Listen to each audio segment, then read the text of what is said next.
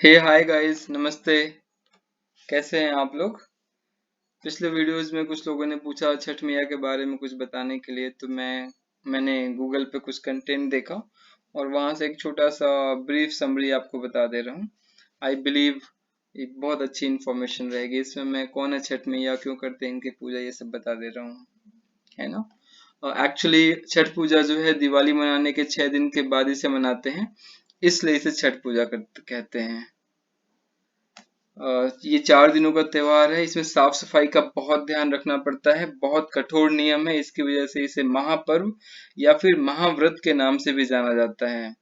छठी मैया कौन है, इसके बारे में ये मान्यता है कि छठ देवी सूर्य देव की बहन है और उन्हीं को प्रसन्न करने के लिए जीवन के महत्वपूर्ण अवयवों में सूर्य व जल की महत्ता को मानते हुए इन्हें साक्षी मानकर भगवान सूर्य की आराधना तथा उनका धन्यवाद करते हुए गंगा नदी, यमुना नदी या फिर किसी भी नदी या फिर नाले या फिर पोखर के किनारे यह पूजा की जा सकती है।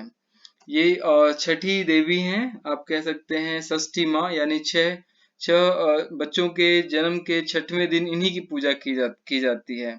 मार्कंडेय पुराण में इस बात का उल्लेख मिलता है कि सृष्टि की अधिष्ठात्री प्रकृति देवी ने अपने आप को 6 भागों में विभाजित किया है। इनके छठे अंश को सर्वश्रेष्ठ मातृ देवी के रूप में माना जाता है, जो ब्रह्मा की मानस पुत्री हैं। वो बच्चों की रक्षा करने वाली देवी हैं। कार्तिक मास के शुक्ल पक्ष की षष्ठी को इन्हीं देवी की पूजा की जाती है। शिशु के जन्म के 6 दिनों के बाद इन्हीं देवी की पूजा की जाती है। इनकी प्रार्थना से बच्चे को स्वास्थ्य, सफलता, दीर्घायु होने का आशीर्वाद मिलता है। पुराणों में इन्हीं देवी का नाम कात्यायनी भी बताया गया है। ठीक है।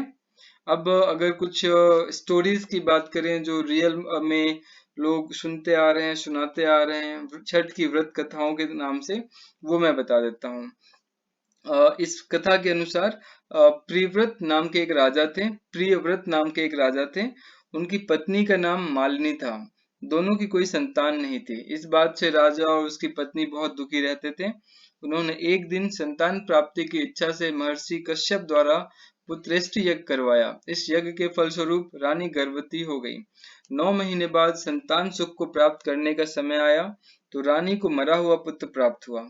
इस बात का पता चलने पर राजा को बहुत दुख हुआ और संतान शोक में वह आत्महत्या करने के लिए सोचने लगे। लेकिन जैसे ही राजा ने आत्महत्या करने की कोशिश की, उनके सामने एक सुंदर देवी प्रकट हुई। देवी ने कहा कि हे राजन, मैं षष्ठी देवी हूँ। मैं लोगों को पुत्र का सौभाग्य प्रदान करती हूँ। इसके अलावा जो सच्चे भाव से मेरी पूजा करता है, मैं उसके सभी प्रकार के मनोरथ को पूर्ण कर देती हूँ। यदि तुम मेरी पूजा करोगे तो मैं तुम्हें पुत्र रत्न प्रदान करूंगी। देवी की बातों से प्रभावित होकर राजा ने उनकी आज्ञा का पालन किया। राजा और उनकी पत्नी ने कार्तिक शुक्ल की षष्ठी तिथि के दिन देवी षष्ठी की पूरे विधि विधान से पूजा की। इस पूजा के फलस्वरूप उन्हें एक सुंदर सुंदर पुत्र रत्न की प्राप्ति हुई। तभी से छठ का पावन पर्व मनाया जाने लगा। एक तो ये कहानी हो गई।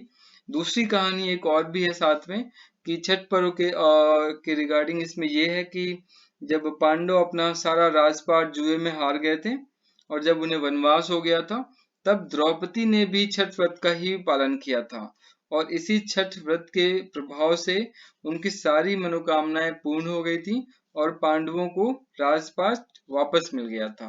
तो ये दो कहानियां हैं, शायद और भी होंगी, मुझे यही दो मिली थी और बहुत छोटे ब्रीफ में एक आइडिया आपको देना था, तो वो मैंने बता दिया। बहुत इंफॉर्मेटिव था, मुझे तो पता नहीं था इसके बारे में। मुझे बहुत अच्छा लगा, एक इन्फॉर्मेशन मिली। आई बिलीव आपको भी अच्छा लगा होगा। प्लीज अपना ध्यान रखिए, स्वस्थ रहिए, खुश रहिए। जय छठी मैया, जय गणेश जी, जय हनुमान जी। अगर पॉसिबल है, आपको सही लगता है, तो प्लीज आप इस हमारी फैमिली के साथ ज्वाइन होइए, सब्सक्राइब करिए, लाइव भी आने का मौका दीजिए हमें। अगर आप मैक्सिमम सब्सक्रिप्शन के साथ हमारे साथ जुड़ते हैं, हमारे साथ आते हैं, तो टाइम आने पे हम लाइव आकर के भी हनुमान कथा और हनुमान चालीसा पढ़ेंगे। ठीक है। धन्यवाद। नमस्ते। Good night.